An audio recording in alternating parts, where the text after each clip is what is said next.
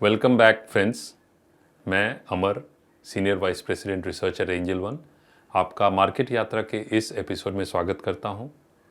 इस एपिसोड में मैं गैप अप और गैप डाउन स्ट्रैटेजी क्या होती है, उसे कैसे इंटरप्रेट करते हैं, उसे कैसे समझते हैं और उसे कैसे यूज़ करना चाहिए, इस पर बात करूंगा। लेकिन इससे पहले कि मैं शुरू करूं, मैं आपसे रिक्वेस्ट करूंगा कि हमारे यूट्यूब चैनल को ज़रूर सब्सक्राइब करें और हाँ, please press the bell icon so that any video that comes you will get an intimation.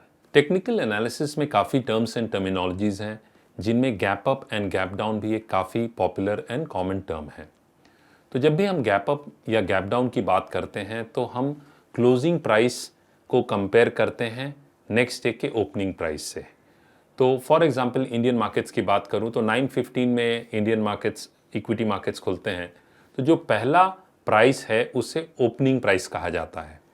तो हम ये कंपेयर करते हैं कि प्रीवियस जो पिछले दिन की जो क्लोजिंग प्राइस रही है वो और आज की जो ओपनिंग प्राइस है उसमें क्या डिफरेंस है। तो यदि आज की opening price previous closing price से बहुत ज़्यादा ऊपर है तो हम उसे गैप अप ओपनिंग कहते हैं। उसी तरह से यदि आज की जो ओपनिंग है वो प्रीवियस डे की जो क्लोजिंग प्राइस से काफ़ी नीचे रहती है तो उसे हम गैप डाउन कहते हैं। और हमें ये गैप अप गैप डाउन, चाहे इंडियन मार्केट्स हो, इंटरनेशनल मार्केट्स हो, चाहे वो इक्विटीज़ हो, कमोडिटीज़ हो, करेंसीज हो, किसी भी मार्केट में हमें ये गैप अप गैप डाउन देखने को मिलती हैं। इनके काफ़ी कारण हैं, उन पे हम आगे बात करेंगे। तो अब हम ये समझते हैं कि गैप्स जो हैं वो क्यों फॉर्म होते हैं।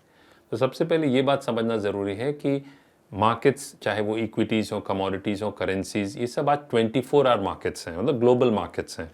तो सबसे पहले जैसे जापानीज़ मार्केट्स खुलते हैं, उसके बाद चाइनीज़ हैं, उसके बाद इंडियन मार्केट्स हैं, फिर दोपहर में यूरोपियन मार्केट्स हैं और शाम में अमेरिकन मार्केट्स जो हैं वो ट्रेड करते हैं। और सारे मार्केट्स जो हैं they are globally interlinked today. तो यदि यूएस मार्केट्स में डाउ जोन्स, जो यूएस का एक मेजर इंडेक्स है, उसमें एक बहुत बड़ी तेज़ी देखने को मिलती है तो उसका गैप अप इफेक्ट हमें अगले दिन जापानीज़ और एशियन मार्केट्स इंक्लूडिंग हमारे मार्केट्स में देखने को मिल सकता है। उसी तरह से यदि यूएस डाउ जोन्स में एक मेजर गिरावट रहती है तो उसका अगले दिन हमें गैप डाउन इफेक्ट भी देखने को मिलता है।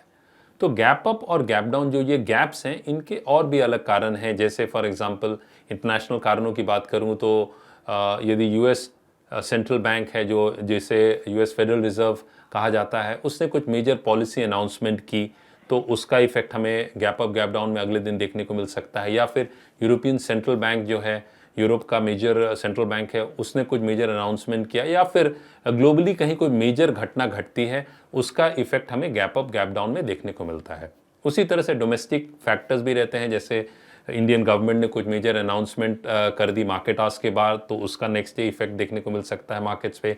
या रिजर्व बैंक जो है, आरबीआई ने कुछ मेजर अनाउंसमेंट किया हो तो उसका इफेक्ट हमें गैप अप गैप डाउन के रूप में नेक्स्ट डे मार्केट्स में देखने को मिल सकता है। इसी तरह से स्टॉक्स में भी काफ़ी बार कुछ मेजर अनाउंसमेंट्स आफ्टर मार्केट आज होते हैं तो उस स्टॉक पे नेक्स्ट डे हमें गैप अप या गैप डाउन देखने को मिलता है। अब ये समझते हैं कि गैप अप गैप डाउन किन ट्रेडर्स को इम्पैक्ट ज़्यादा करते हैं। तो जो शॉर्ट टर्म ट्रेडर्स हैं, जो अपने ट्रेड्स को ओवरनाइट कैरी करते हैं, उनको गैप अप और गैप डाउन जो है वो ज़्यादा इम्पैक्ट करता है। तो यहाँ यदि आपने सपोज कोई ट्रेड लिया हो, आपने सपोज कोई बाय ट्रेड लिया हो और नेक्स्ट डे गैप अप होता है तो आपको एक अच्छी प्रॉफिट होती है। लेकिन यदि next day suppose gap down होता है तो don't be in a panic to exit the trade at 9:16। Better आप 9:15 से 9:30 जो 15 मिनट्स है उसमें आप देखिए कि मार्केट में या फिर स्टॉक ने क्या लो बनाया है और या फिर क्या हाई बनाया, क्या रेंज बनाया है।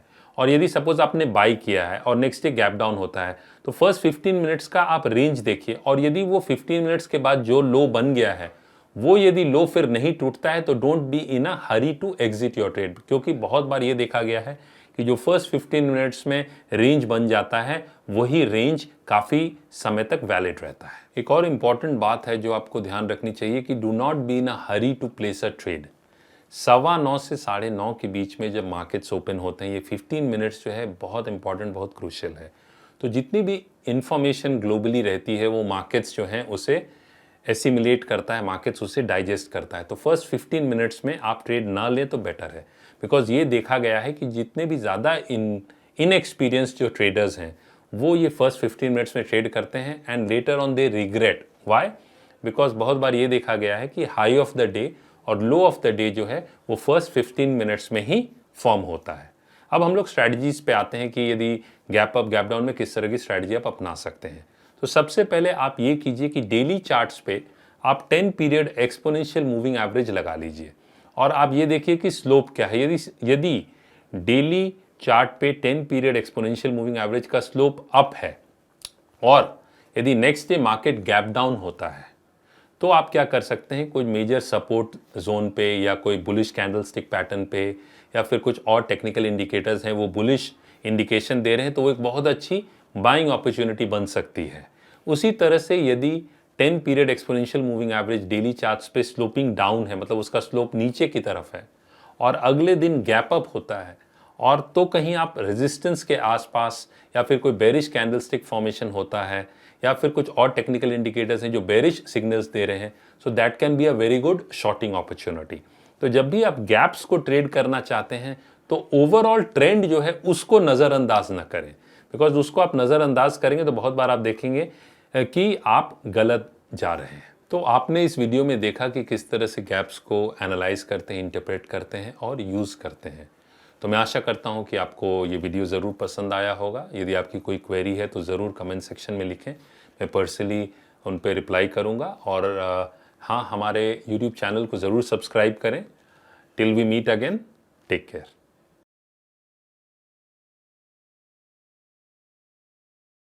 Investments in securities market are subject to market risks. Read all the related documents carefully before investing.